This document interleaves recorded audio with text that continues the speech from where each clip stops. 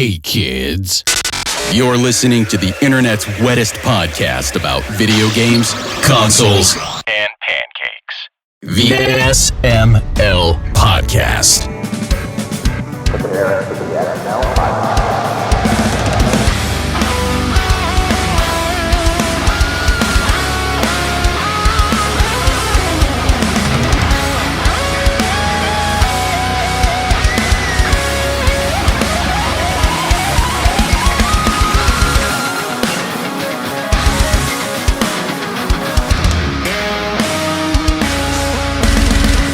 What's up, everybody? This is the SML Podcast. I'm your host, Joe. Jacob's here, Aki's here, Bri's here. How is everybody doing? Let's start with Jacob. I'm awful. What's up, bud? So, I'm sick. This COVID. Ouch. Yay. Possibly from the trip to the aquarium last week. Probably. That's Probably. why you don't lick the glass. That's fair. I'll take note of that for next time. But the big thing for me is that I actually got put in Facebook jail on Friday, or was it Thursday?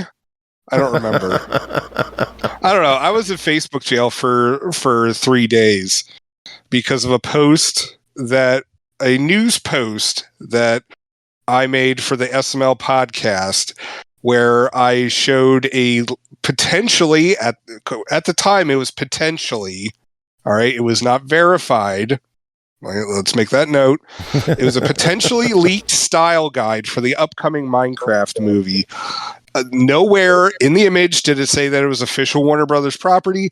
Nowhere in the picture did it say confidential, like anything like that. And it had enough pixels. It could have been from 2008. And I got put in Warner Brothers then. Oh, well, that's the thing. I got a copyright strike on my Facebook account from Warner Brothers. Hold on, it gets better. So Facebook's like, if you believe that this was an error, you can fill out this form. So I ended up having to fill out the form 3 times. They send it to me and they're like, all right, well, please email us with like what you believe to be the issue and like what was the post and where was this at, blah, like all this other kind of information. So I emailed that like immediately. 3 days later, after my Facebook, like my time in Facebook jail has ended, I get a response from Facebook. Oh, well, you haven't replied to any of our reports, so we're just going to close this, and, it's all good. If you have any problems, you can reach out to, the copyright holder. And I'm like, so I had to email them back again, and I'm like, I emailed you on all of these. I provided everything you asked. Like, none of this got solved, and how am I supposed to, who am I supposed to get in touch with from Warner Brothers about this? Like, when not only is it a huge conglomerate, but they're laying off like thousands of people like every month. Yeah. Jacob's all like, aside from my own actions, what did I do to deserve this? No, that is crap. I was reporting the news. Okay. I was reporting the news, and this is silencing the press. Like, yes, our Facebook page. No. He has a point. We legitimately... that is a legit point, but I wouldn't say... We legitimately report the news once a week on the podcast and throughout the week on the Facebook page. Yes, there's a ton of shit posts on the Facebook page, but it is also a source of news. We were reporting the news. We should not have been held accountable. We should not have I should not have a copyright strike against me on this. It's complete crap. And I really hate that there's no way to fight this. Yeah, don't just love shitty. it. Yeah. So then on Monday, I started my new job, and Yay! It's back at my old IT job. Oh, wait, we have a button for this. Yay! Oh, I kind of assumed you were like flipping burgers or something. No, it's back at my old IT job at my old rate. The one that fired you? No. That was my banking job. Oh. So anyways, it's at my old rate, which thanks to inflation has $1.50 less spending power than it did when I left the company. If you want to insert the yay noise, that'll be a good time. Okay, yeah, let me right here. Yay! Yeah, thank you. So if you want, we could also go with woo. That might be good. So yeah, Monday, I started at my new job, and then Tuesday I tested positive for COVID. Yeah. So by the time you can go back to work, you may not have a job, is what you're saying. Nah, I'll be okay. Well, thankfully, yesterday was one of my days off, and I had to use a sick day already. And I've still got people who know me there, and so they all think it's hilarious as hell because I was notorious for burning through my sick days as soon as I got them because my kids were way younger back then. And so I'd have to watch them and take care of them and stuff like that. And so, this was like the final cusp of me returning to IT, immediately burn a sick day on my first week back. So yay, COVID. And yeah, and I'm not gonna lie, aside from my head pounding and not being able to sleep, besides being fatigued as hell, I've been entertaining myself because I can't taste things anymore. Obviously, one of the. Hold on, I've been entertaining myself. Neither can Bri after her birthday, or me since birth. So Wait, what happened to you, Bri? Oh, I drank a bunch of gross flavored soda. Oh, that's right. Okay. So I've been entertaining myself with a bag of Jolly Ranchers, and I've been trying to guess which Jolly Rancher flavor it is without looking at the wrapper or the candy itself. I've diabetes. I'm not gonna. Well, yeah, sugar. There's that. So I'm honestly at almost 100% accuracy for watermelon. And grape has a distinct, heavy flavor to it. So that doesn't. If you're looking for things to do when you got COVID, I just gave you a new activity. Yeah, you can give yourself diabetes. You know what, Aki? Just go to hell. What you should be doing is, since you can't taste anything, you should be eating really healthy instead. I actually have been. I've actually been eating a bunch of hummus and guac. Oh, Jacob, those are Hummers. No, hummus. No, the stuff made out of chickpeas.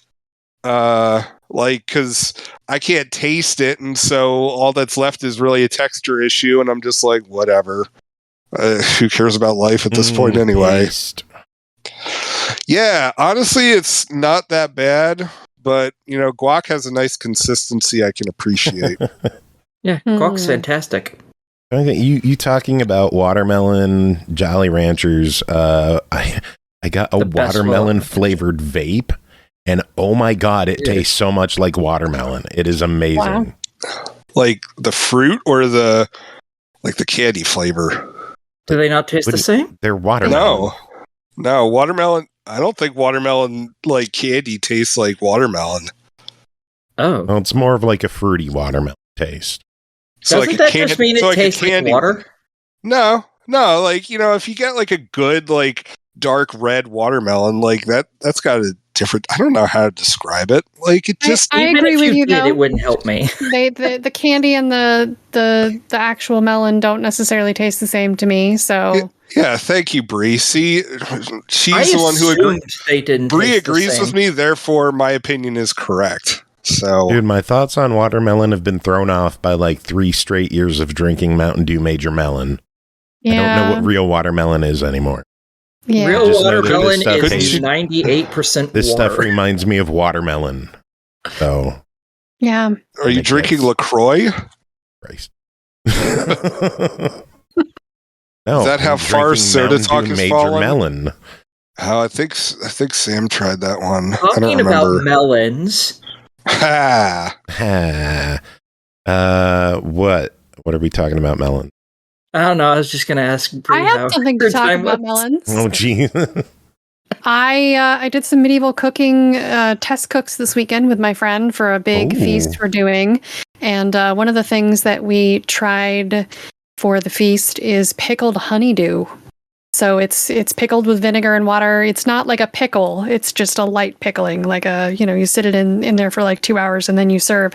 And it had salt and pepper and mint on it. Is really, really good.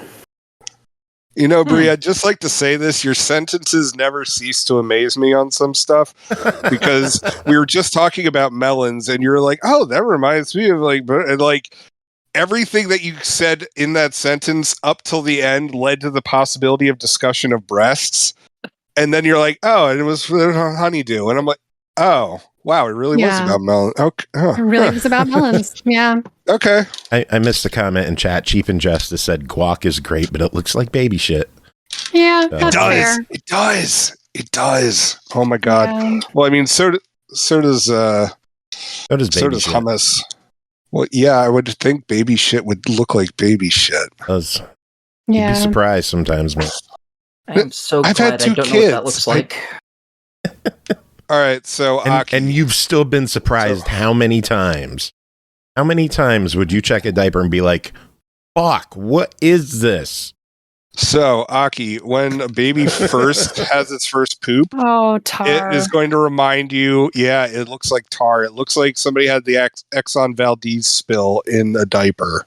And it's almost 100% will explode beyond the parameters of its containment. It is not pleasant. Well, yeah, because it's the seal that keeps your bum liquid free up until birth. So and then it starts getting into these little seed objects, which is kind of weird. It looks like actual seeds, and then you get the stuff that's like the consistency of guac. So I hope every time that you look at guac, you now think of some kid's filled diaper. I'm still stuck on the it looks like seeds part. That is my curse upon you. Yeah, see, your curse upon me fails for one very simple reason. Give me 3 hours and I won't remember any of this. Damn it. Jacob, give me 20 minutes and we won't remember any of this, right? Am I right, buddy? Oh, God. Wait, are we talking about brain fog? Sure. So the episode title is going to be Guac Talk. Oh, that's fair.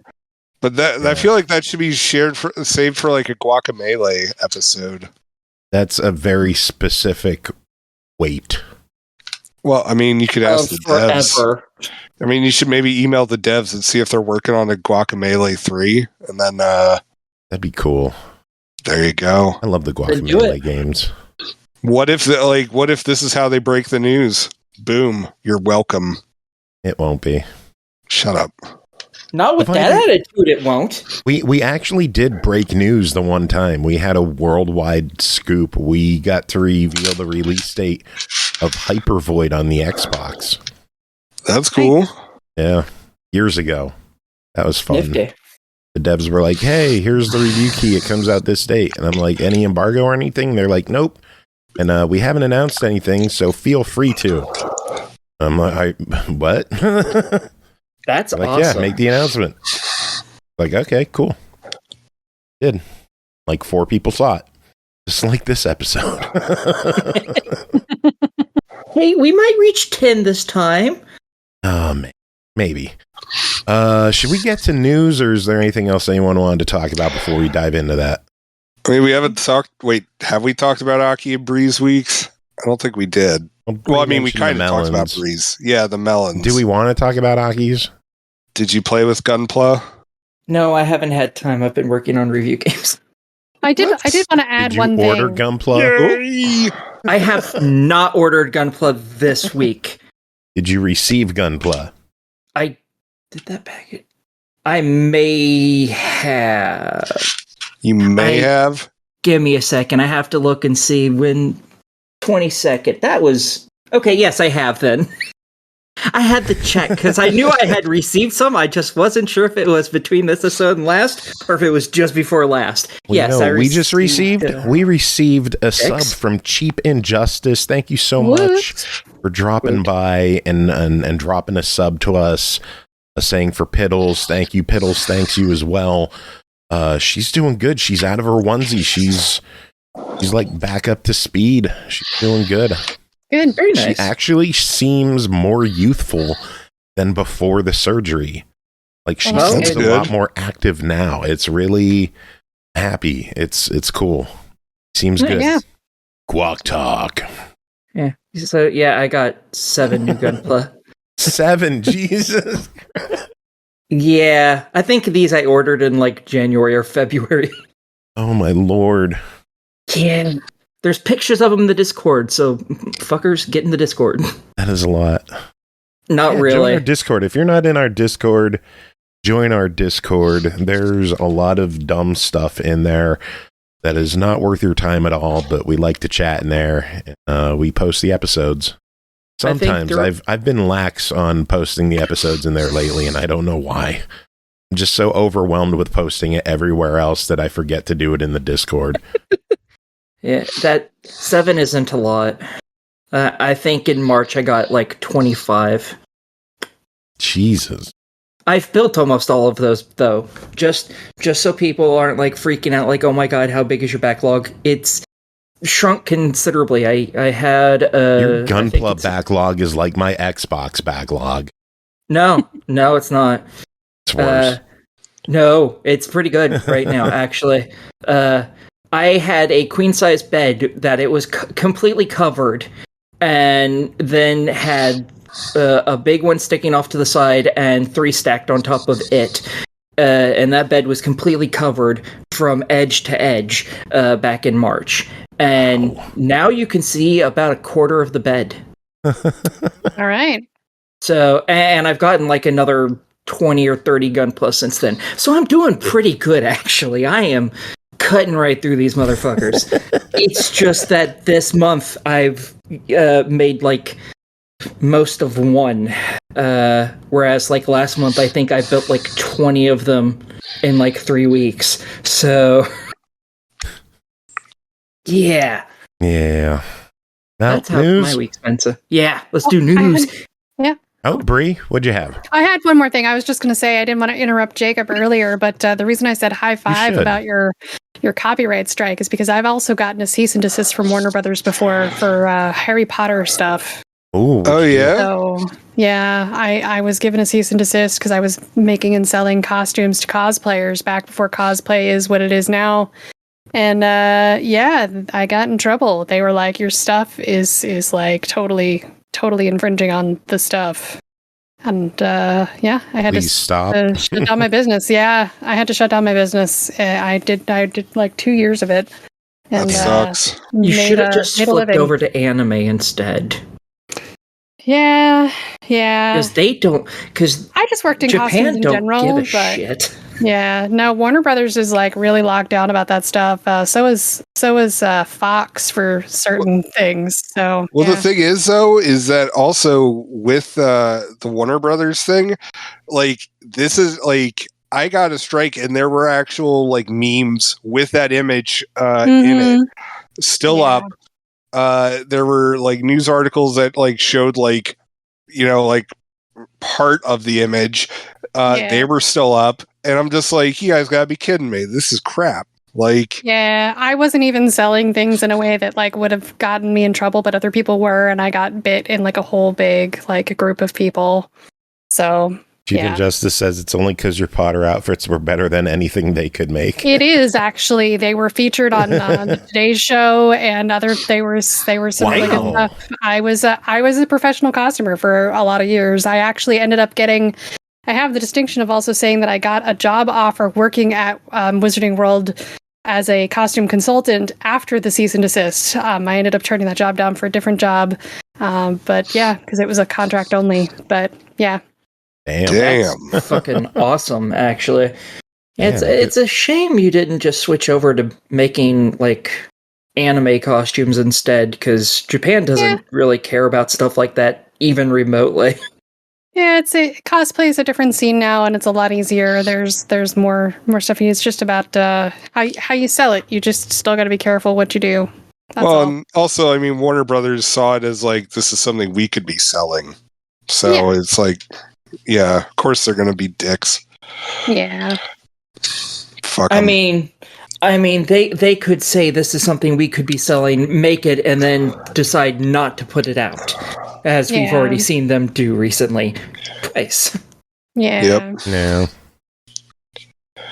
Anywho, news. That could be a good segue into the news. Warner Brothers acquired Player First Games, the developers of Multiverses. Yeah. So there's some Warner Brothers news.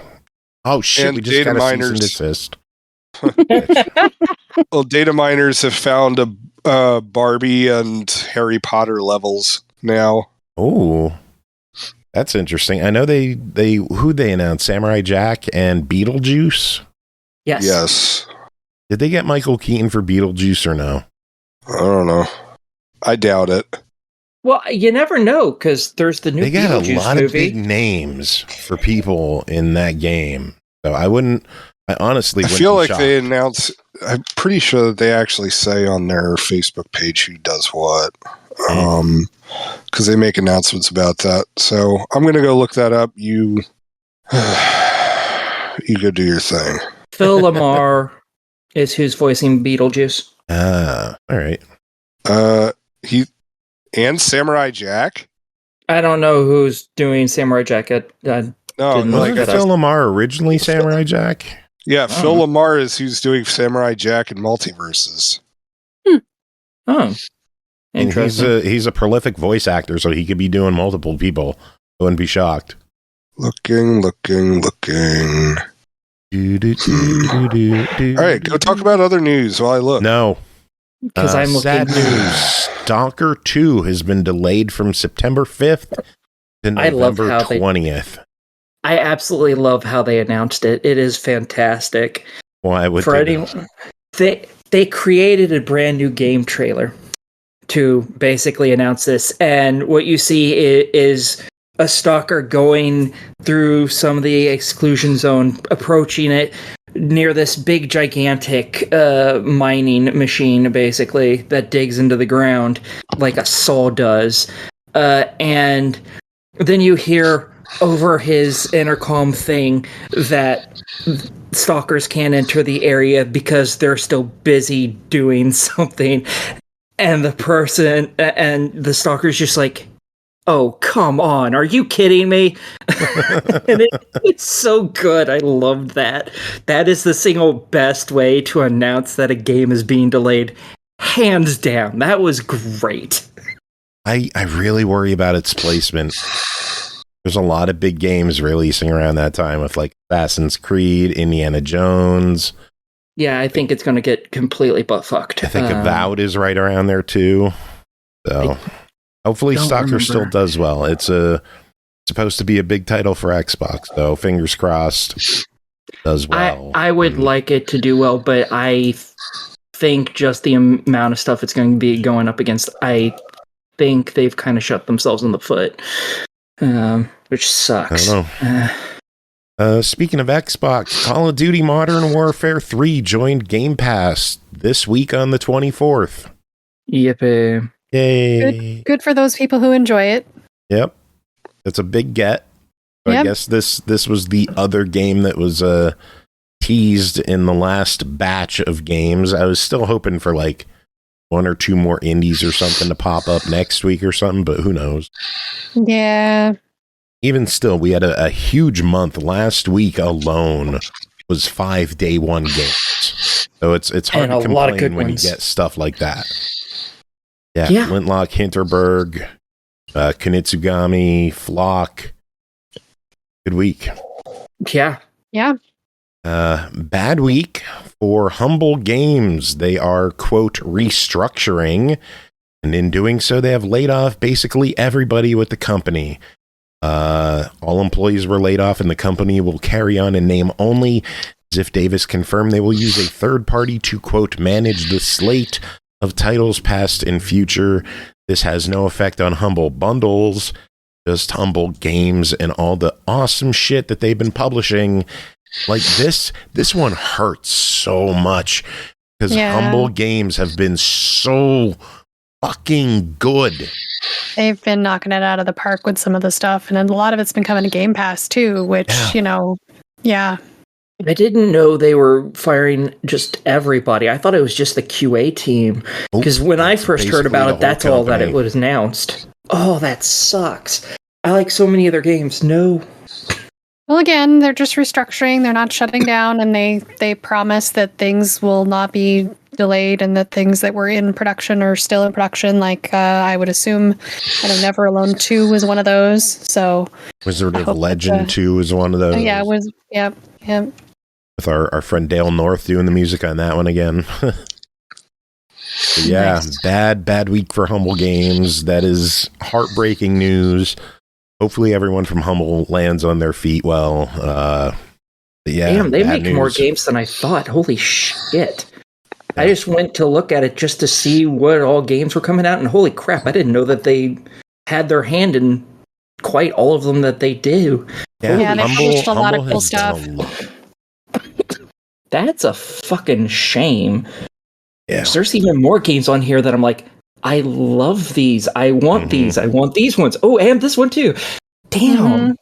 That sucks. More sucky news. Epic is partnering with fucking Tesla to bring the Cybertruck to Fortnite and Rocket League. I'm glad I stopped playing Rocket League and that I don't play Fortnite. I try not to get political on the show, but don't support this at all. I am super disappointed in Epic, and I didn't like it much to begin with. All the harmonic stuff that happened, Fortnite Festival, has driven me away from Epic to begin with, and this is just like a nail in the coffin as far as I'm concerned. For Fortnite, that shitty little truck actually kind of makes sense, because it looks like it's a fucking cartoon and Elon Musk is a joke. So, it works in Fortnite. But in Rocket League, it really doesn't, because that is one of the most piece of shit vehicles that there is. Raccoons have destroyed the trunks of these fucking things, trying to get into them, thinking that they're trash cans, and their little hands are strong enough to destroy them. That right there should tell you all you need to know about the Cybertruck. It is fucking trash. It can't. And so is Elon Musk. Yes, I agree. All right, but I you are missing some of the fun in all of this, though. All right, what's the fun? So first off, the cost? Of the fun, the cost is free. Is it? All right, it is. They're not paying me, so that's not good enough. Which means that Elon Musk is having to pay for all this to shove it down everyone's throats, which means that they're wasting their own damn money. And on top of it, people are already organizing raids in Fortnite to gang up on anyone seen driving one of those damn things in the game. No, you have to do quests to earn it in Fortnite. So people are going to do quests and then get ganged up on. Very good for them. Sometimes gamers TM are just fantastic. Sometimes they do the right thing. Usually not, but sometimes. This is one of those times. I'm happy. Anyway. Shadows of the Damned Hell Remastered. It got an October 31st release date. I don't know anything about that game. You should play it. Oh? I think you would. You like Resident Evil games, right? Oh, yes. I fucking absolutely love those games. Think of it like play halfway. Shadows of the Damned. It's like halfway between Devil May Cry and Resident Evil. Oh. Wait, is this the dude that has the skull gun thing? Yes. Yeah. It talks to him, right? Yeah. Yeah. Okay, I think I remember seeing trailers of this forever ago. I've got it on disc somewhere around here. Yeah, it is delisted digital, so the only way to play it on your Series X or Xbox One is with a disc. It is backward compatible, which is cool. And I believe it's the only Xbox 360 game to have the word fuck in the achievement list uncensored.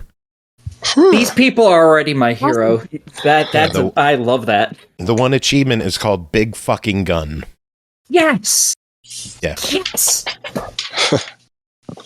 So I'm That excited makes for me that happy. one. Halloween is going to be fun this year.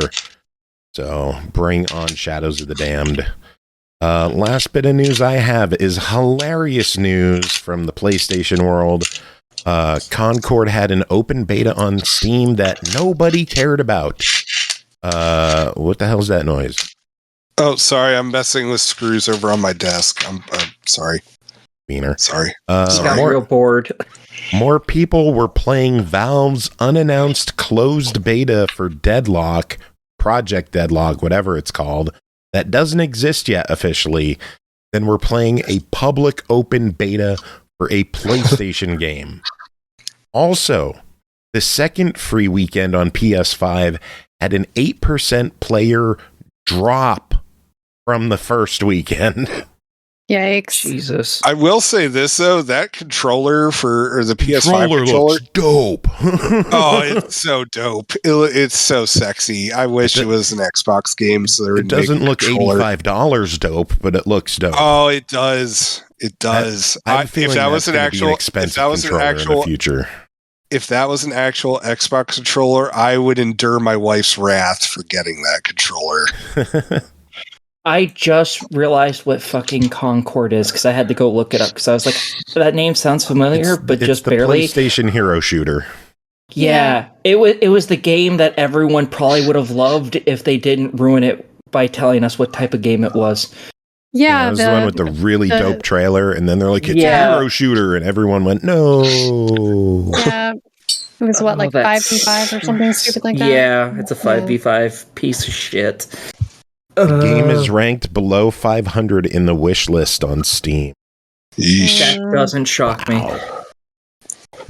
I mean, this is supposed to be a big PlayStation tentpole title.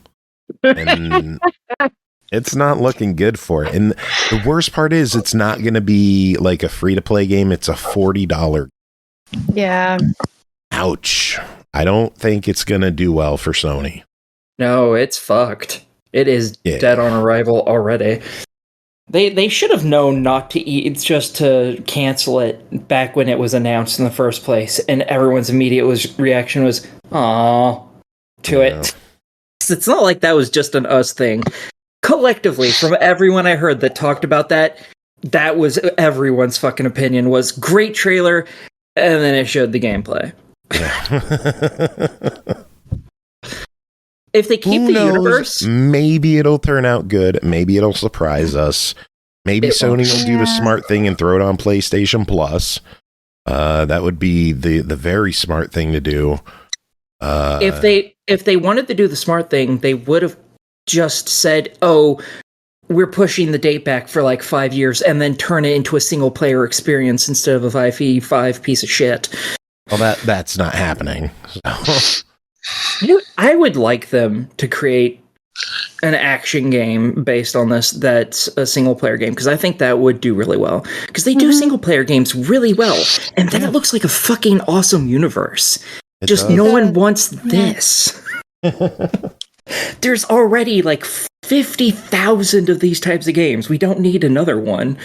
Thimmer says the beta had a score of 2.1 out of 5 on PlayStation Store. I'm shocked it was that high, honestly. That has to hurt. Oof. Wow. Anyway, that's the news I have. Aki, anything on your end? Yes. Something that also probably had more players than Concord. Last weekend, there was the Gundam Breaker 4 open network test. i.e. people got to play the game for a little bit so they could test their servers, and it didn't go amazingly, sadly. It took a long time for anyone to get into games, and I think on the very first day it crashed completely for like most of the day or something.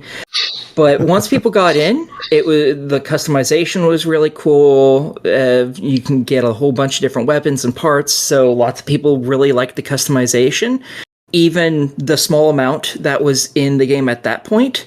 However, combat is pretty basic, which is that doesn't shock me personally.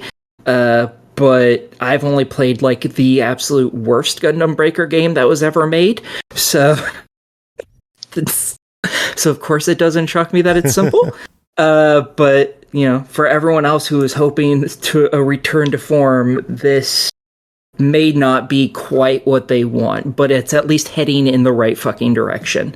And the customization is amazing, apparently, because in this you get parts from various sized suits. So you have your tiny little HG suits all the way up to your perfect grade suits.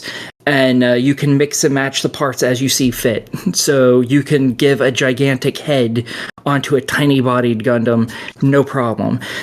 But they also allow you to change the size of these things to a degree, obviously. Are you reviewing this right now? No, sadly. I want to. It's just this is just stuff we saw. You're in the middle of a review right now. I can't help it. The watching people customize stuff was so fucking cool. This game can't come out soon enough. Obviously, who doesn't? It's awesome. It's a Gundam game, and you get to build your Gundams. Who doesn't want this? This is fucking amazing. What other news you got? Excitable. That's it. That took up all my brain space. If I had anything else, I've forgotten. I can tell. Bri, news. What you got? Blizzard's World of Warcraft workers have unionized this week across multiple departments. It's over 500 people strong. Ooh. Nice. They weren't immediately fired? That is super against the law. Yeah. Well, that doesn't keep places from doing it anyways. 500 people? Ooh, I think they'd notice. Yeah. Mm-hmm. Other news, let's see. To celebrate the 2-year anniversary of Power Wash Simulator, they're giving away a free DLC pack, the Muckingham Files 3 on all platforms. But Free wait, DLC. Awesome. Free DLC. Wait. There's more. You can also now get the Midgard Special Pack and Tomb Raider expansion packs for free as well. I don't know if that's a limited time deal, but that so far appears to be on all platforms. I could not confirm on PlayStation because their store on the web is terrible. What's Midgar from again? Final Fantasy. That's Final Fantasy. Okay. What the fuck? I recognized the name, but I couldn't place it anywhere. Jesus, I've never even played the game, and I still You're know. so furious that Remake's not on Xbox, and you can't remember the city of the main. Oh my god! All I remember is pretty people swinging weapons. Okay, you are the reason that the dinosaurs are dead. Okay. Timber saying it was always free. I don't know that it was always free. I thought it was free if you I think it's free if you have Game Pass. Could be, but it's free in Or other wait. places now. Yeah, actually it may have always been free. All right, well, free LC is free LC. So because I'm up on the Microsoft website right now and I can't actually purchase it. All right. Free LC. Free LC. Free's good. Today starts the 13th season of Sea of Thieves, where you can defeat and take over the main villain Flameheart's ship and the Burning Blade and terrorize the sea yourself, which is what I'll be trying to do later tonight. This is the one you weren't excited for, right? I'm not excited for it, but we'll see what else it has to offer as far as the season goes. You're not excited, but by God, you're going to play it anyways. I am. I am invested in this game. I'm a day one player, and I'm just gonna keep at it. It's a fun thing to play with my friends. So, Free of Thieves. Yes. How quickly can we get me the 1K in this game? In what? Sea of Thieves. Not quick at all. Damn. It's a lot faster than it used to be, but no, that is the game that never ends. It just goes on and on, my friends. Oh no. Yeah. Okay. How much gamer score are they up to now? I think it's over 3,000. Let's see. I mean, again, So this is that's, season 300 achievements? 13. This is season 13. It's a 5-year-old game. They're over 5,000 gamer score. It's 5460 right now. Yeah, as of the new update. So Okay, so 500 achievements then, I assume. something like that. Okay. What is it? No, I could probably do that in a year. 261 achievements. No, some of these you need to like play with other people to like get stuff together. It's I mean, have fun.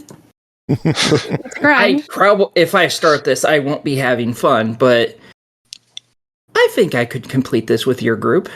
Probably. Possibly. I did 100% the Halo Master Chief Collection, so I have true. faith. Yeah. It's just, do I want to put myself through the agony? One game you can no longer complete right now is Stumble Guys. They just got a new title update.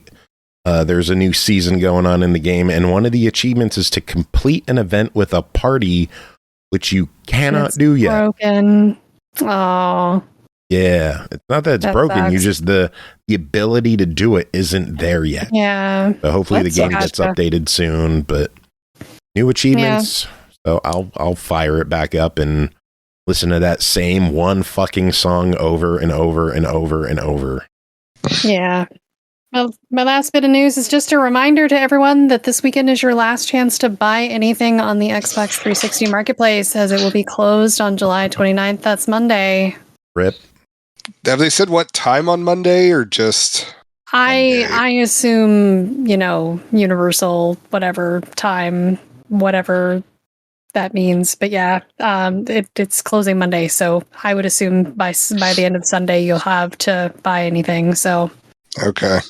There's so much I want and I have no money. Yeah. Go sell your plasma. Just everyone. Yeah. Not me. I'm good. No, you're Aki. Yeah, which means I'm good. I was so excited. I was going to buy a bunch of stuff because I sold like a gigantic box of movies, but our air conditioner went out and I had to give Ashley like all the money from that. Yeah. That sucks. Oh, that blows. Yeah, we bought a small window unit for my room, so it's at least manageable, right? But our main unit in the kitchen, for everyone who's been here knows what our house is like. Yeah. The kitchen unit is down. Don't know when it'll be back up and yay. Hopefully you'll find a resolution soon. Yay.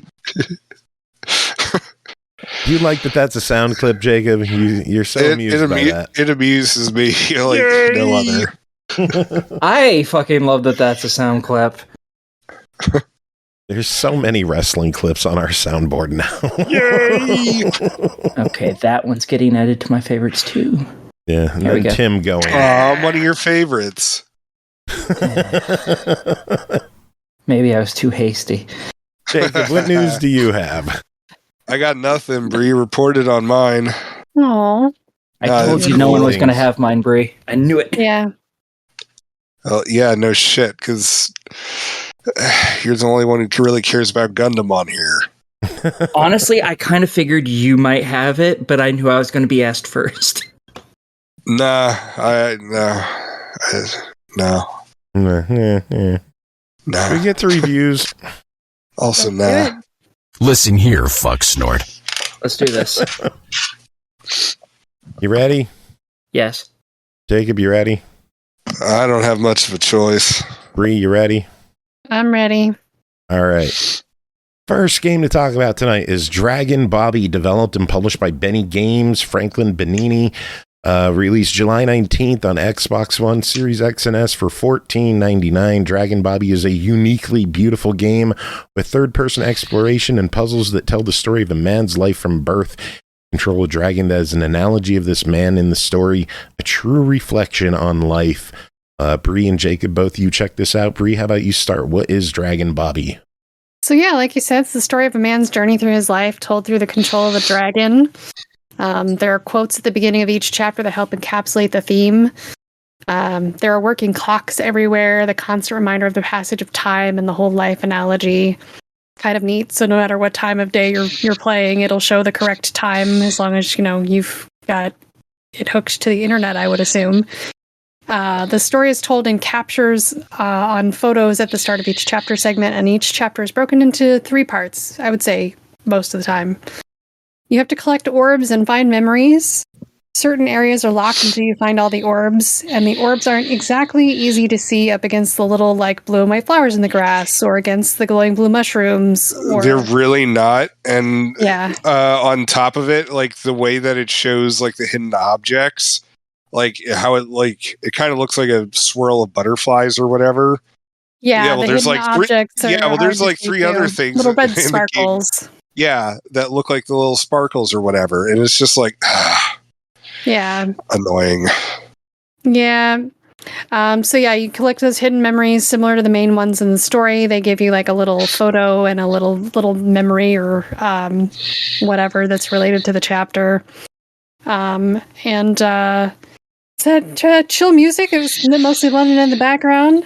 There were some small puzzles to solve with statues and blocks. Sometimes you need going back to the music, I hope you like hearing the same tune over and over again on the level, because yeah, you'll be hearing it a lot. Yeah.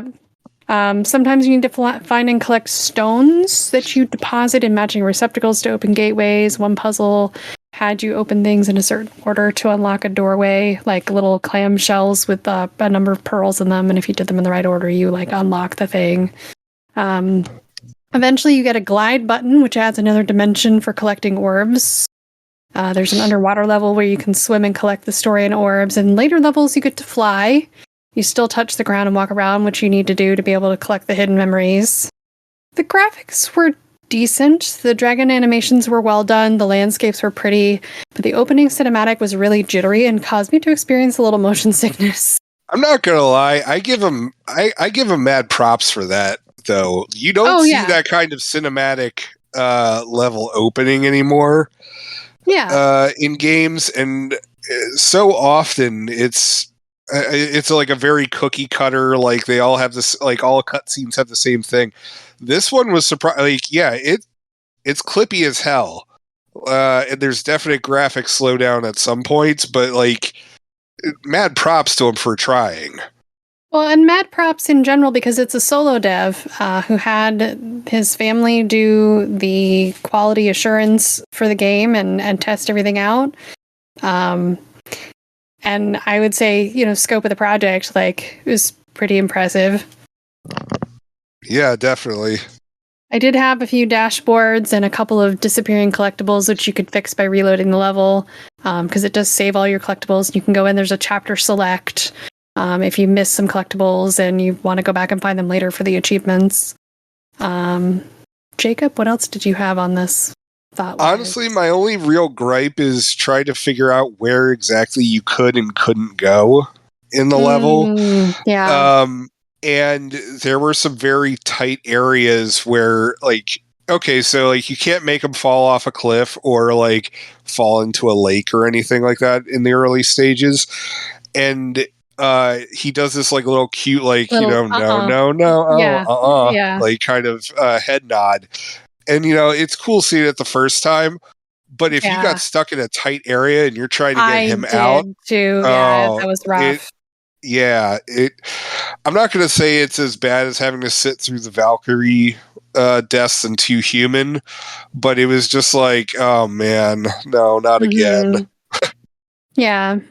But other than that, like I thought it was a pretty interesting game, and at first I was like, oh, cool, something my kids can play. Yeah, the material gets a little dark. That's the thing, because I was just like, oh, it's very Spyro-esque. And then I was just like, well, hold on, this seems like it's going to get autobiographical. Let's see where this goes. Yeah. And I was just like, all right, maybe in a few years. Yeah, maybe not now. Yeah, there's like a commentary on like the father ends up getting cancer, and like the main character like turns to drugs and goes to rehab, and his like childhood sweetheart's there to support him when he gets out, and they get married, and it's a lovely story. But yeah, how much of it's true, I don't know. But yeah. Yeah. Well, the game clocks in at $15. What do the two of you think about it? I'd say it's worth $15. I'm all right with that price. Like, it's an interesting story, and as solo dev, I'm willing to bump up more what cheap ass Jake is willing to pay on this one. And as much as I want to support a solo dev who clearly put a lot of love into their game, it's kind of a wait for a sale, try it for me. I did not find it as engaging as I wanted to. I think like a $5 discount on that would be the perfect price for me for what I got out of it. Gotcha. All right. Well, moving on. Next game to talk about, Hairdresser Simulator, developed by ConsoleWay and Petard Games. Published by FrozenWay, released July 25th on Series X and S and PS5, $19.99. Create new hairstyles for customers, cut, dye, and style to perfection. Enhance your skills and master the craft. Run your business and renovate your salon. Generate profit, hire employees, aim to the top. Unleash your creativity with staples of hairdressing trade. See how much of a simple haircut can change a person. Jacob, tell us about your time spent with Hairdresser Simulator. So, Hairdresser Simulator, believe it or not, is a simulation game where you're running your own hair salon. What? Yeah.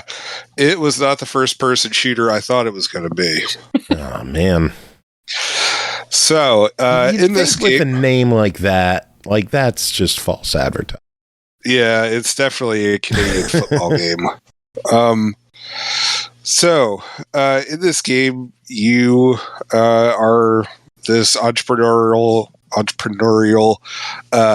hairdresser who wants to open up their own salon. And you can design your own character if you want.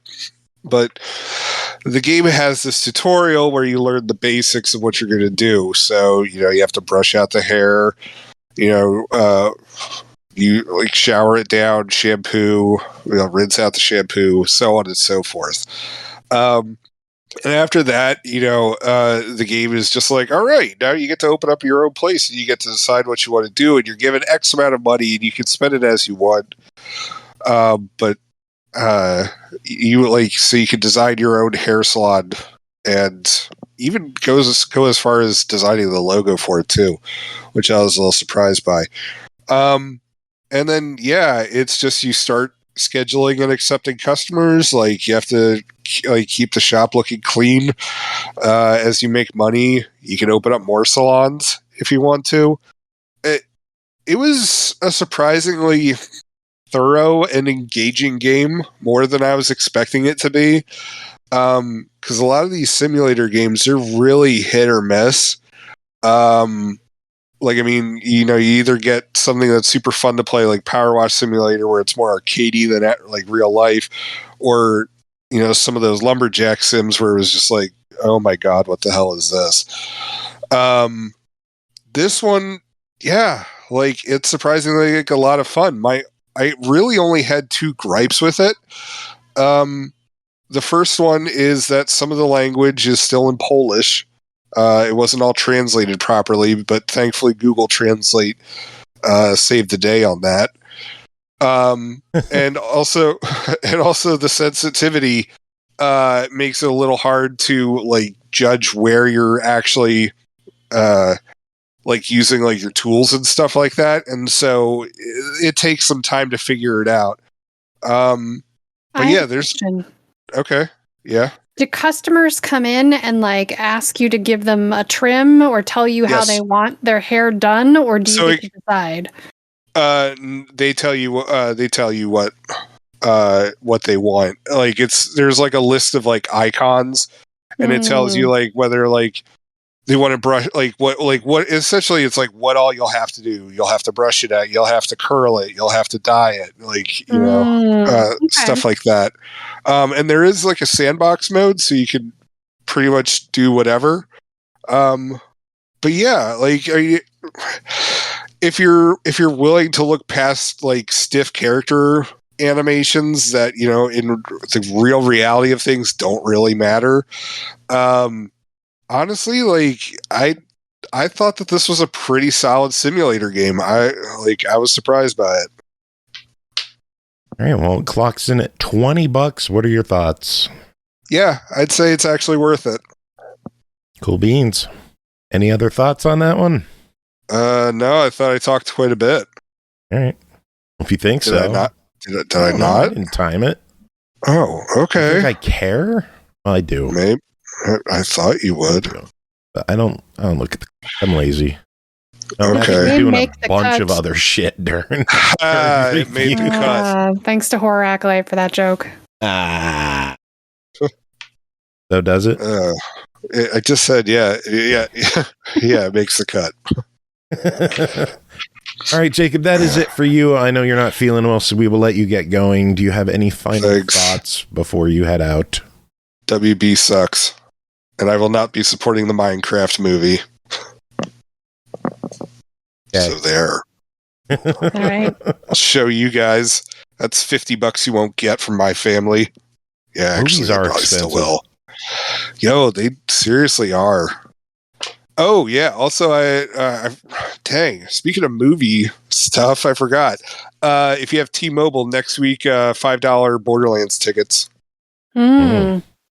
Which I can tell from both of your voices. You're like, oh, are they paying me $5 to go see it? I'll watch it. I'm just not going to go to a theater for it. It's I'll the wait. combination of not caring about the Borderlands movie and not caring about T-Mobile. I'm not going to lie. Like, if it's a $5 IMAX ticket, I'll do it. But I'm probably just going to wait for digital as well. I want to see Deadpool and Wolverine. Yeah, I'll go to the theater. Yeah. Okay, get out of here. We have more reviews. All right. Bye. Okay, bye. Bye. Feel better. See ya. Next game to talk about, Hidden Cats in Rome, developed by Nukearts Studio, published by Silesia Games, released July 24th on Xbox One, Series X and S for $3.99. Hidden Cats in Rome is a short and pleasant hidden object game for everyone. Look around a big, lovely illustration, relax, and spot all the furry friends hiding in every nook and cranny. Starting with beautiful yet monochromatic scenery, the city fills itself with warm colors the more cats you find. Bri, I think I just reviewed the game for you. You pretty much did, but I've got some other things I can say, and I'll recap that. Talk about it. First of all, there are more hidden cats than ever before. Yay! This How is many? part of a series of hidden cats. There are over 900 things to find in this game. Oh my god. All right, so this is part of the series of hidden cats games in different cities. Now we get to go to Rome. Like the previous games, you have a normal mode where you have to find 120 cats in fixed locations. You get 3 hints. And then there's an advanced mode with 200 randomized cats, 12 special cats that unlock your bonus levels, and city people themed to the location that help you earn hints. Beautiful line art and cute cats create the scenes. When you find enough cats in the area, the section colors in to let you know that you can search elsewhere. The goal is to color the whole picture. There is a dark mode to help your eyes and a colorblind mode for those who need it. When you complete the main level, you get a fireworks celebration. There are also pigeons all over Rome, making things more difficult to look through and find all the cats, because pigeons are up places where you find cats, yeah. And when you fill in all the cats at certain landmarks, you get a special card and an achievement appears. The music is good, matches the theme of Rome rather well. The game has 6 bonus levels, like historic landmarks and shops. And an additional, this is the new thing, nerd arena with 200 cats and city people to find. There's like 100 of each. And it's kind of like the advanced mode where you find the people 4 at a time, which is a little tedious when you're trying to find 100. Yeah. But all told, there's 900 cats and other things to find. In the bonus levels, you'll have to find cats hidden behind or inside things, and they wiggle to give you a hint. And the game has oddly numbered achievements like 14s and 41s. Yeah! Woo! Love it. Still easy to complete the 1,000. So yeah. How long did it take you to get the 1,000? Oh, I don't know. Probably an hour or two. Probably closer to a couple hours at this point because of the nerd arena. It was very fun to go through the nerd arena. It was just a little tedious when you're trying to find them 4 at a time. The people. Yeah, that sounds not as fun. Yeah. But the game itself for $3. I love it. Buy it. Good. Actually, no, it's not $3. It's $4. It's $4. Still buy it. $3.99. Oh my god. I've screwed up the whole review. Well, let's start it back over. $3.99. No. So game costs $3.99, not $2.99, $3.99. Your official thoughts on that? On It's sale for buy it. $3.19 right now. I was going to get to that. Yeah, buy it. So- All right. It's got Next. extra content. It's fun. So it's still worth it for that extra $1. Absolutely. Oh, they're just breaking our balls with pricing. Such an expensive series. Oh, nickel and diamond. No, I love these games. I will buy every single one that comes out. I love them. Yeah. So bring them on, Silesia.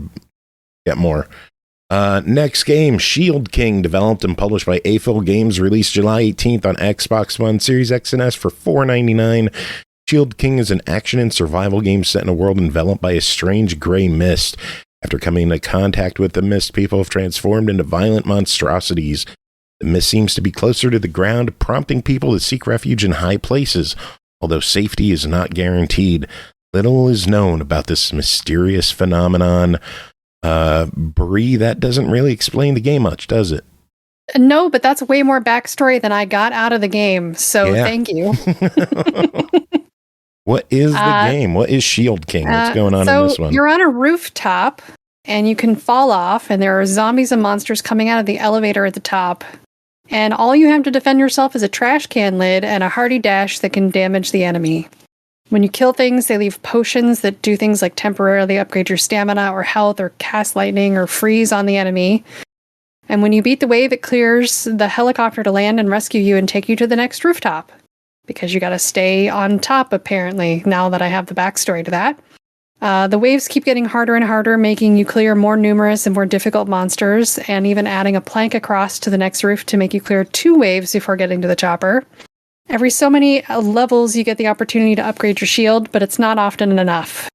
And there's no way to back out and redo earlier levels. You just have to get good or luck out with your potions and shots. There are at least 20 levels per world and 3 worlds to conquer. I say at least 20 because I'm partly guessing. I could not make it to level 20 to find out for sure. I watched some streams and saw that there was at least 20 levels on the first. There's no level select either. As I mentioned, you can't go back and play earlier levels. Yeah, that's a bummer. It seems like a game like this, you would want to go back and grind. Grind, or in this case, when they added a title update to the game immediately after that is for killing certain monsters is one of the achievements. If you're stuck on a level like I am that doesn't have that type of monster, you're kind of screwed until you can get further into the game or restart it. Yeah. The control scheme was also a little awkward for me, mostly using left stick to move and bumper to run and the right stick to aim and the bumper to dash. I mean, it works. It was just a little awkward to get used to. Aside from the mostly easy achievements, I really didn't like this one. No. Too small. It was too easy to accidentally double dash off the roof. The shield doesn't stay up the whole time, and I didn't feel like I was in control of it all the time. The stamina bar ran out too quickly. I was worried about my health all the time, more than I could bother with, like, getting stamina potions and things to help that out. I was mostly concerned with health potions. When you dash, you aren't invincible even for a second, which is a problem with the way some enemies disperse when you move in to hit them. Yeah. And there's a lot of times where I would clearly hit a crowd of enemies and just whoosh right through and take damage to me instead. That said, I mean, if it were to be worked on, I would be happy to give it another shot. But for right now, it's kind of a deny it. Well, it is $4.99 on Xbox One, Series X and S. There is a separate Windows 10 version for $4.99 as well. I'm guessing the stack is a deny it as well. Yeah, I mean, at this point, I feel like it needs some improvement, and this is my first time denying a game on this show in a year, so I don't know. I can put it at a cautious try it a little bit for I mean, aside from if it's not easy worth enough it, achievements. Yeah, you know, Afil's done better. They've had better games. So yeah, they have. Save your money for a better one, I guess. Yeah. All right, Bri, that is it for you. We will let you get going so you can get to your Sea of Thieves. Have fun destroying other people. I'm gonna try to have fun destroying. I'm gonna try to destroy other people. I don't know. We'll see what happens. All right. Well, do you have any final words before we let you go? No, I really don't. Nothing. Well, if you have any issues with killing people, just tell Lloyd to do better. All right, will do. See you later. Have a good night, everybody. Bye. All right, next up, Avatar, Frontiers of Pandora, the Skybreaker. Code provided by Ubisoft for the purpose of this segment. Developed and published by Ubisoft. Released July 16th on Xbox, PlayStation, and PC for $19.99 or as part of the $39.99 season pass. Avatar's Frontier of Pandora is available for $69.99 with various deluxe editions based on the goodies you want and is required for any DLC. A mysterious shadow looms in the sky, threatening the Na'vi clans who are celebrating their great festival of games. Face the RDA and protect the unity of the clans. Aki, you're going to talk about the DLC and a little bit on the game, but I think we're going to discuss the game in greater detail next week on the show. For now, let's focus on the DLC. What's going on in this? Okay, so this starts off at the end of the prior game. I think it starts like a year or two later or something like that. And you get sent to a brand new map area. So this isn't stuff you're familiar with. Woohoo, cool new world. And the first thing they have you do is get on one of the pet horse things and ride off with these giant creatures that could feasibly, if they bothered the want to step on you, crush you in a single step. And then you learn they're setting up for their games festival. It seems to be kind of like ye olden Olympic Games or something is the vibe that I got. You know, all the clans were there. They were all united. They were all doing lots of random shit. They were painting murals and stuff to get ready for it, which is kind of cool. And you have to go off and do some stuff for some people. And then I assume you partake in the actual games themselves. The reason why I say I assume is because this game is broke as shit. Yes, and it hurts my feelings to say this because I love Ubisoft games and I absolutely love Avatar. Big blue sexy aliens, woohoo! But this is one of the most broke-ass games I've played in ever, probably, actually. What's broken? Because I haven't heard of any issues of the game being broken. Did the DLC break it? No, this is a problem that hits a lot of Xboxes, seemingly not all of them. It seems to mostly affect Xbox Series X's for some reason, not S's. I don't understand the reasoning behind that either. But for some reason, when you play this game, for those who get affected by it, which I don't know how randomized it is, I don't have this kind of information, it decides it's going to crash. And I don't mean like, oh, I played it for like 5 hours and it crashed. No, I mean, I flipped it on, I played for 10 minutes, it crashed. Yay!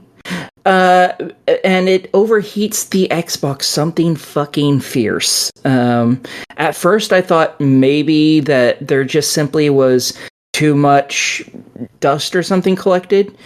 Also, nice shirt. Hi. So I was looking at that stuff and everything, because after playing it for like 10, 20 minutes, you could touch the top of my Xbox, and it was uncomfortable. It was so hot at the top. Wow. And at first I was like, okay, there must just be a lot of dust. After all, I haven't really cleaned it in ever. So, it must be dust. So I decided to do dusting through it, canned air, all that fun shit, because I was like, it has to be this. And then I played another game. And I played it literally the entire day without turning my Xbox off. And guess how hot that was? Not even half as hot. I was like, okay, that maybe I solved it. Went and played the game. About 10 minutes later, it was uncomfortable to touch again. Well, so it's this game. What was the other game you played? I played Outlast Trials. I played Final Fantasy Type 0. Yeah, because I didn't know if it was like something like an indie game or if it was a more demanding, but it was more demanding stuff. So. Yeah. The game is just really running the system rough. Yeah, rough enough that it crashed pretty regularly. Every half hour to an hour, the game would crash. And when I tried to start it again, even if it wasn't in between crashes, just trying to start it, it could get fucked up before it even gets to the main menu, which kills me. There are times when I started it, and it has an opening little cinematic that it shows before you get to the main menu, and sometimes it just wouldn't fucking play. And therefore you'd be stuck because it wouldn't go to the main menu ever. Sometimes it would get through that, and the main menu, the words would be garbledy-gook, and it'd be errored out, and you couldn't interact with any of the buttons. So you'd have to shut it off, and then start it again. And that has basically been the entirety of my enjoyment of this game. I found out some fun stuff as well, because I did play a bunch of the main game itself, because, between crashes, I got it working, and you have to play through some of the main game in order to play the DLC. You don't have to play it all. It is meant to be played after you beat it, but you're able to skip it for people who really just can't wait, like me. The problem is, after it crashed, I couldn't open my save again for the DLC. Any single time it did it, because it would say, "Oh, you have to own and have this DLC installed." I uninstalled the DLC, reinstalled it, still said it. Like, okay, I deleted the save, because it makes a copy of your original save, thankfully. So I just popped back into my original save from the main game, and I was immediately able to skip the campaign and go into the DLC. It crashed. Went back in to play it. You need the DLC. Motherfucker, I have the DLC. So, I have gotten to play, I don't know, 45 minutes in total, possibly, of this DLC. But I've only played it like a dozen fucking times in hopes that I can get further and further, faster and faster. I have gotten it down to a science. I can get where I need to go pretty damn quick now. Ouch. But it keeps crashing at random points. So, thankfully, this hasn't destroyed the main save. I don't know why it's screwing everything up for the DLC save. Thankfully, it hasn't screwed up my main save. Anytime it crashes, I have to start it, close it, and then start it again to get it to actually work. Usually. Yay! That fixes it anyways. And then I can continue that, so it at least hasn't destroyed that, thankfully. However, the DLC seems, until they figure out something to fix this, and this has been an issue since before the DLC came out. So this isn't I guess not a super common thing. Ubisoft keeps saying they know of no problems, even though Reddit forums, Xbox forums all have this problem all over the place. And these people keep saying they've informed Ubisoft, and Ubisoft keeps saying, we don't know of any issues. So I don't know if it's going to get fixed. However, it seems like it's only an issue on Xbox. So there's that. Very weird. I have no idea. Got to give a quick shout out to Burger Thing, who just subbed for the 10th month. Thank you so much, Burger Thing, for coming by and dropping a sub. Enjoy the emotes, enjoy the kitty cats. Aside from all the crashing, did you enjoy what you could of the DLC? Yeah, I enjoyed riding around on the horse. I enjoyed interacting with the characters. I really like how everyone looks, because this is very beautiful game. So beautiful. I think one of the main reasons why it works so fucking hard constantly is because it's the entire map. And I mean the entire map. The inside of every building, the outside of every building, it is all here. There is no loading screen once you get into the game, unless you fast travel. The entire map is loaded. All of it. Already. So that, and it's a big motherfucker. With a lot of shit in it. I've really enjoyed it. I've enjoyed more of the main campaign than I have of the DLC, simply because I have been able to actually play the main game, whereas my save keeps breaking and not registering that I have the DLC. So I've played much more of the main game, but I'm still pretty far from being close to beating that, I think. because this is a bigums, people. But yeah, I've enjoyed what I've played, be it of the DLC or this, or of the main game, I mean. Yeah, I like it. I cannot suggest it on Xbox, though, for obvious reasons. But it's on PlayStation, I believe, and because I'm pretty sure Pernod reviewed it originally on PlayStation, which is why I didn't review it, and I'm pretty sure it's on Steam as well. So I would totally suggest it in one of those places. I don't know if it's on Steam, but it is on PC. I just don't know if it's on Ubisoft's client, or let me look it up quick. Oh, that's very possible. Yeah, I don't think it's on Steam. Oh, maybe. Yep, yeah, it is on Steam. Okay. You are correct. It is on Steam. Yeah, I'm pretty sure they kind of got rid of their player a while ago, and it's now an optional thing. Yeah, I would suggest in one of those places, because what I have played of the game is really enjoyable. It's really fun. You get the... There's some weird aspects to the game, like you have to eat in the game. It's not super survival-y or anything, but you have an energy meter, and it runs out slowly over time, and you get energy by eating. And if you run out of energy, you don't have healing that your character naturally does over time. I don't know how much healing they do over time, because there's also health packs and stuff, but there's not many of them. You can only hold... Well, right now I can only hold 2. I think you can get up to like 4. So I assume you can heal all the way to max if you wait long enough. But you can also craft different weapons, and you have lots of crafting ingredients and various levels for those ingredients, even different rarities, which also impact what level they are. And you get all those by either hunting animals or by grabbing branches off of trees or shit like that. And those are really simple minigames, and you can get the items in various different conditions based on how well you do in the little minigames that are for it. Because there's pristine, which means you got it without damaging it.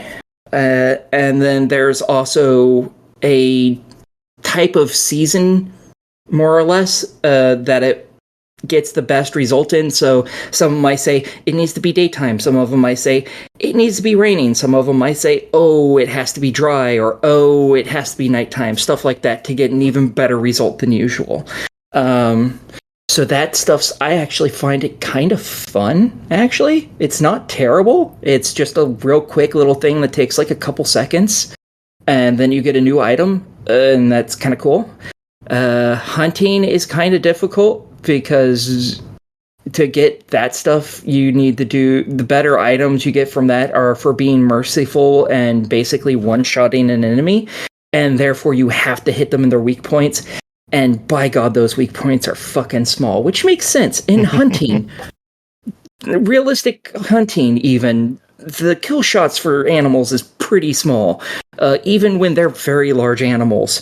So it made sense, and it was fun trying to hunt these things and not get crushed by them because they're like 10 times my size.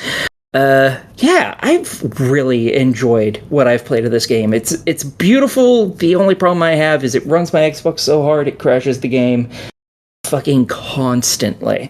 I've had it crash. I do like how you gave your verdict and then went on for another 5 minutes. Yeah, well, I had more to say about the game. Be happy I have something to say about a game that isn't pornographic, okay? Very true. Very true. Stay away from it on Xbox, 100%. But thanks again to Ubisoft for contributing the code so we could check out this game and the DLC. I'm sure we'll talk about the other DLC when that releases in the future. But yeah, let's move on. I'll be checking out the game every time there's an update for it, just in hopes that it stops crashing, because I want to finish this game because it's so fucking cool. Yeah, I hear it's just jaw-dropping beautiful. Oh God, it's so beautiful. Oh my God, it's so beautiful. Because, like, again, it's the entire world. You can see trees that just stretch on forever into the sky. It is so cool, and some of them you get to climb. It's awesome. The animals are really interesting. Oh, fuck, it's so pretty. I really like this game. Can you tell? Yes. One final game to talk about tonight is called A Thug's Ascension, developed by Moonwalk Games and studio Aditya Chandra, published by thegamepublisher.com, released January 18th on Steam for $9.99, recently had some updates.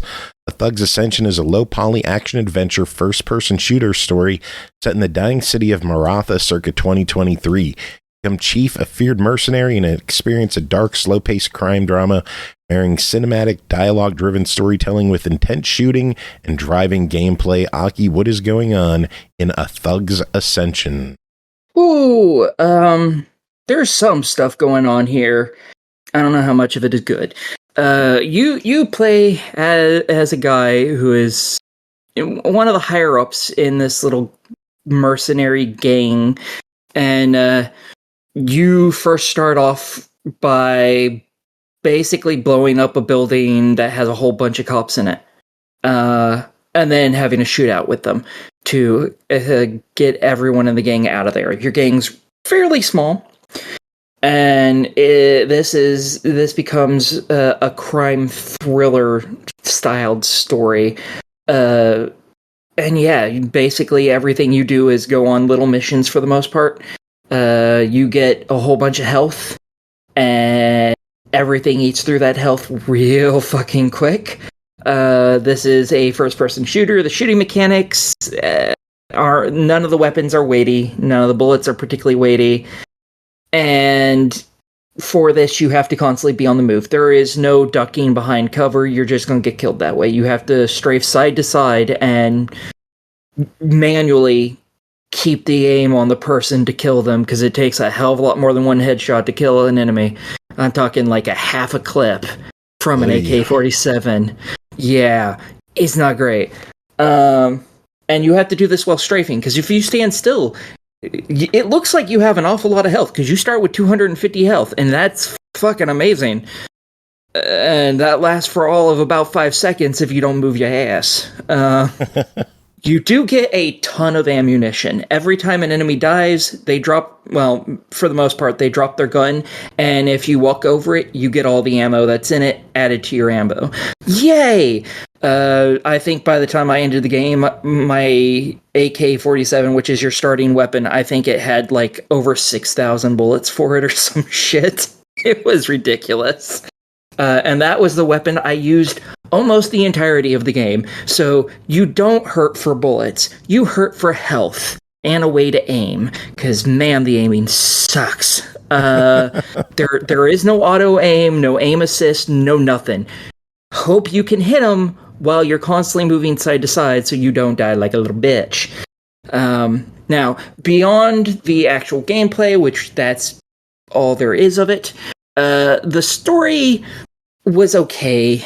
It wasn't amazing, and I think the reason why it wasn't amazing is twofold. One, there's no voice acting in this game, which fair enough. You know, they cost money to hire voice actors. Yeah. I think the devs probably should have done it if they could. Even if it's not in English, I don't care. I think that would have helped significantly bring emotion to the game. Yeah, devs, I'll do it. Hit me up. I'll do it. And then the other thing is, all the characters are basically Playmo or Lego, whatever you want to call it, pieces more or less. So unlike the Lego games where their mouths open and they have facial features that move, this game doesn't.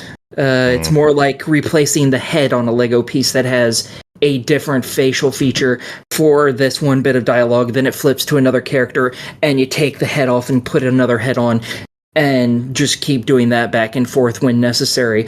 Through, like, 70% of the game, all the characters have the exact same face at all times. And even when it is different, it's like, oh, now there's tear streaks on it. But otherwise, the emotion is the exact same, whatever emotion they've had literally the entire game. Those two things really hurt the story because it makes it very hard to care because you're not really attached to any of the characters. You don't know what parts are particularly super important. There's no emotion being displayed. for a crime drama thriller type thing, you have to have that stuff. Even if it was just the devs voice acting, I don't care how good they do. They can be shit at it. As long as it had emotion, I think it would do significantly better. Even with the blank faces only for these things, just because it needs that emotion. No. And it sorely lacked it. It was a fairly long game. I think it took me 10, 11 hours to get through, and I played it straight through. There are some collectibles in the game. They're very minor. There's 8 little coins, basically, that you can collect throughout some of the levels. 8 total, not 8 in each level. And nothing happens with them. They're just something to collect for an achievement. That's it. And yeah, there's not much to this game. If you're not super into the story, which again, hard to get into, I can't tell you a great deal about the story because so much of it was meaningless to me, which is a shame.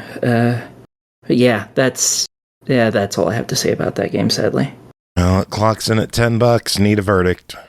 I have to pass on this one.